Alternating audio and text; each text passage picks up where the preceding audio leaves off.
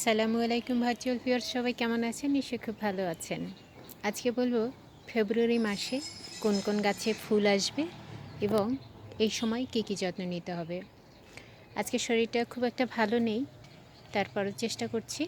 আজকে ফেব্রুয়ারির হচ্ছে 4 তারিখ 2025। তো শেয়ার করছি এই সময় কোন কোন গাছে ফুল আসবে। বিশেষ করে এই সময় ম্যান্ডারিন কমলায় কিন্তু ফুল চলে আসে। এই গাছটিতে গত বছর আমার 2 শতাধিক ফল চলে এসেছিলো, যেটা আমার ভিডিওতে দেয়া আছে। এবং এই যে ছোট ছোট কচি পাতা, এবং এই সময়টা কিন্তু শীতে পাতাগুলো সব আমি যেগুলো পুরনো পাতা সব ফেলে দিয়েছি, দেখতেই পাচ্ছেন। এখানে কিন্তু সব ছোট ছোট কচি পাতা বেরিয়েছে, এবং এই যে কচি পাতা ছোট ছোট ব্রাঞ্চ বেরোবে। এবং গাছটাকে কিন্তু অবশ্যই আপনারা খেয়াল করছেন, আমি প্রুনিং করে দিয়েছি। এটা কিন্তু ম্যান্ডেটরি আপনার গাছে ফল আনার জন্য, কারণ সব সময়ের জন্যই নতুন ব্রাঞ্চে কিন্তু ফুল চলে আসে। আমরা অনেকেই ভুল করি, পুরনো ব্রাঞ্চের জন্য আমরা অপেক্ষা করি, কিন্তু গাছটাকে ছাদের গাছ যেহেতু এটাকে ছেটে দিতে হবে। তো এবার খেয়াল করুন কত ছোট গুটি পড়েছে।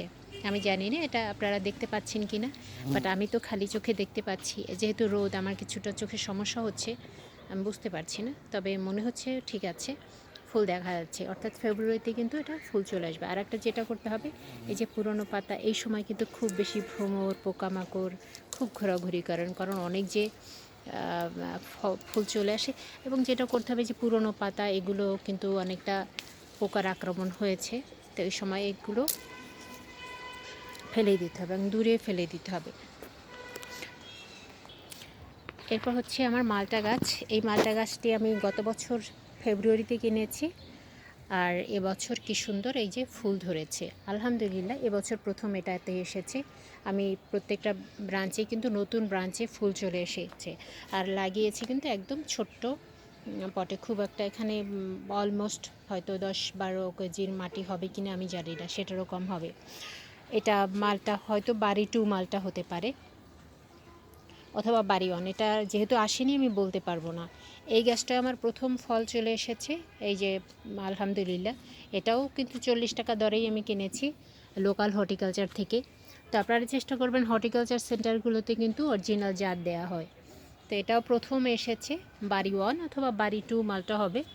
যেহেতু এটাও প্রথমে এসেছে আমি বলতে পারবো না। আর এই গাছটাতেও আলহামদুলিল্লাহ ফল চলে এসেছে, এটাও আমি 40 টাকা দিয়ে কিনেছি একই সময় ফেব্রুয়ারিতে। তো এটাতে কিন্তু ফুল চলে এসেছে আলহামদুলিল্লাহ। অর্থাৎ আমাকে 1 বছর অপেক্ষা করতে হয়েছে গাছ লাগানোর।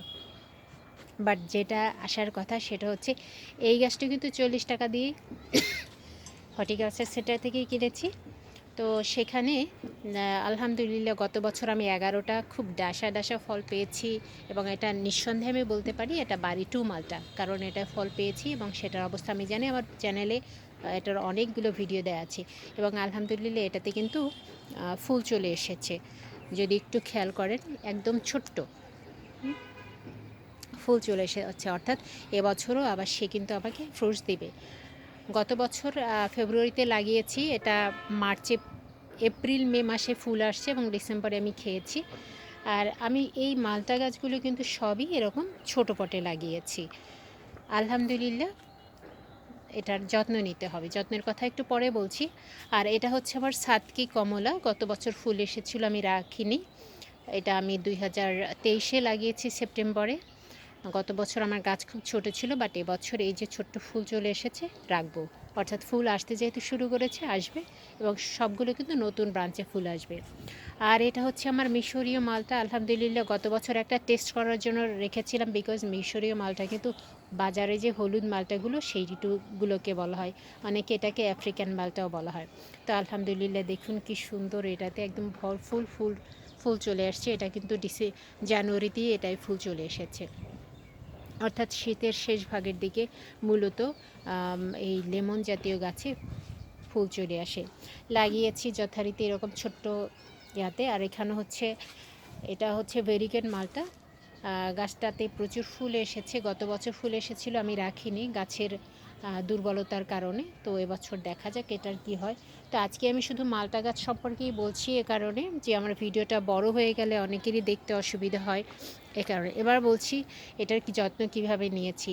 এটা প্রথমে যখন আমি লাগিয়েছি, একদম সরাসরি এই পটেই লাগিয়েছি, আর মাটি হিসেবে পুরনো গোবর, পুরনো ছাই, তারপর হচ্ছে কোকোপিট এবং গার্ডেন সয়েল।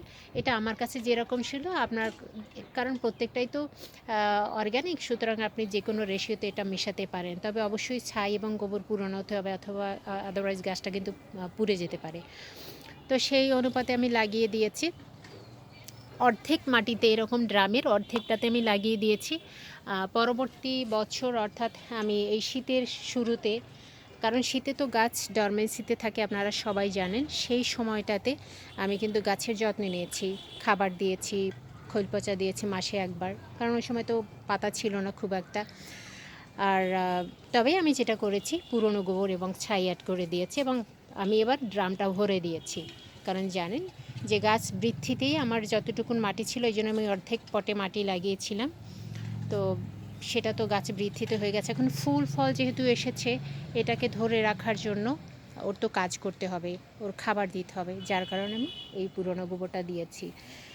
আপনাদের যদি পট ভরে লাগিয়ে থাকেন, সেক্ষেত্রে যেটা করবেন, উপর থেকে কিছুটা, জাস্ট এই সাইড থেকে কিছুটা মাটি তুলে নেবেন, একদম 1-2 আঙুল পরিমাণ, তারপর ওপাশে আপনি আবার নতুন করে কিছু গোবর দিয়ে দেবেন, তাতেই এনাফ। এরপর যেটা করবেন, সপ্তাহে একবার, ফুল আসার পরে, অবশ্যই ফুল আসার আগে খুব একটা কিছু করা যাবে না। ফুল যেহেতু এসে গেছে, তো এই মুহূর্তে করতে হবে কি, প্রতি সপ্তাহে আপনাকে একবার খোল পচা পানি দিতে হবে। আর খোল পচা পানিটা কীভাবে ইউজ করবেন, আপনি 1 বালতি পানিতে, ধরেন 20 লিটার পানিতে আপনি 1 কেজি খৈল পচালেন, 1 কেজি কিংবা 2 কেজি যাই হোক না কেন, 20 কিংবা 30 লিটারের বালতিতে, তো ওটা আপনি 15 দিন পচাবেন। 15 দিন পচানোর পরে সেইখান থেকে উপরের লেয়ার যেটা থাকে একদম হালকা পাতলা পানি, ওইটা 1 লিটার পানির সঙ্গে 10 লিটার পানি মিশিয়ে তারপর গাছের গোড়ায় দেবেন। তবে অবশ্যই এই পানিটা দেওয়ার আগে গাছের গোড়াটা কিন্তু শুকিয়ে নিতে হবে ভালোভাবে, আদারওয়াইজ এটার শিকড় পচা রোগ হতে পারে।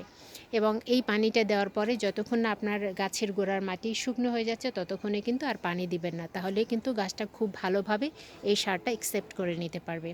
আর একটা বিষয় আমি বলছি, এ সময় খুব বেশি পোকামাকড়ের আক্রমণ হয়ে থাকে, তো আপনারা প্রতিদিন গাছগুলোকে শাওয়ার করিয়ে দেবেন, এটাকে গোসল করিয়ে দেবেন।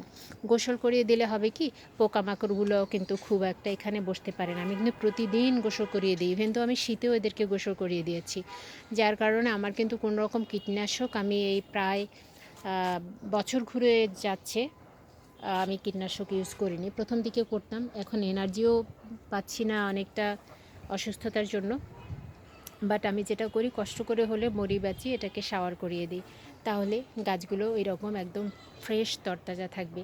তবে যদি পারেন এই সময়টাতে ফুল ফোটার আগে, এই যেমন আমার এখানে ফুলটা ফুটে গেছে, জাস্ট এই ফুলটা ফোটার আগে যখন এরকম করি অবস্থায় থাকবে, তখন যেটা করতে হবে, আপনি যে কোনো পিজিআর দিবেন, সেটা ফুলকলি হতে পারে, ফ্লোরা হতে পারে, মিরাকুলা হতে পারে, এটা, এবং সাথে 1 লিটার পানিতে 1 ml হচ্ছে মিরাকুলা অথবা ফ্লোরা অথবা কি বলে ফুলকলি, আর হাফ চা চামচ অথবা 1 চা চামচ দিতে পারেন বোরন, আর কিছুটা ম্যাগনেসিয়াম হাফ চা চামচ, এটা অ্যাড করে 1 লিটার পানিতে অ্যাড করবেন, সুন্দর করে অ্যাড করে এটা কিন্তু আপনি এই গাছগুলোতে স্প্রে করে দিতে পারেন। তাহলে কি হবে, ফলের সাইজ সুন্দর হবে এবং ফুলগুলো ঝরে যাবে না, গাছ অনেক বেশি, কারণ গাছের তো 17টা নিউট্রিয়েন্ট দরকার হয়, সেগুলো তো সবটা আমি এই ছোট্ট পটে পাবো না, তো সেগুলো বাইরে থেকে একটু স্প্রে করে দিলে ভালো হয়। এটা কিন্তু কীটনাশক না, এটা গাছের কি বলে, গাছের খাদ্য, সেটা যদি বাইরে থেকে আপনি দিতে পারেন তাহলে খুব ভালো হয়। আর যদি গাছে পোকামাকড়ের খুব উপদ্রব হয়, তাহলে ভার্টিমেট দিতে পারেন, অথবা আর একটা জিনিস করতে পারেন, ডিটারজেন্ট গোলানো পানি কিছুটা হলুদ মিশিয়ে সেটা স্প্রে করে দিলে এটা মনে হয় যে কাজ হয়ে যাবে। যেমন আমার এখানে এই যে পোকামাকড়ের তো উপদ্রব হয়, খুব স্বাভাবিক একটা ব্যাপার, তো এটা আপনারা ট্রাই করতে পারেন। আমি আমার ভিডিও আর বড় করছি না, যদি আপনাদের কোনো প্রশ্ন থাকে, কোনো কমেন্ট করতে পারেন, কোনো অসুবিধা নেই। আমি অবশ্যই ট্রাই করব সেগুলোর রেসপন্স দেওয়ার, এবং আপনারা জানেন যারা আমাকে কমেন্ট করেন, প্রত্যেকের কমেন্টের কিন্তু আমি একেবারে লিখে রিপ্লাই দিই, কোনোটা কিন্তু আমার পেন্ডিং থাকে না, হয়তো 2-1 দিন দেরি হলেও, বাট আমি কিন্তু সেটার প্রত্যেকটার রিপ্লাই দিয়ে থাকি। থ্যাংক ইউ সো মাচ, ভালো থাকবেন, আমার গাছগুলোর জন্য দোয়া করবেন, আমার জন্য দোয়া করবেন, যেন সুস্থ অবস্থায় মারা যেতে পারি। এটাই হচ্ছে সবচেয়ে বড় এক্সপেকটেশন আল্লাহ সুবহানাহু তাআলার কাছে। আপনাদের কাছেও দোয়া রইল, দোয়া থাকলো আপনাদের জন্য, আমার জন্যও দোয়া করবেন। Thank you. আসসালামু আলাইকুম।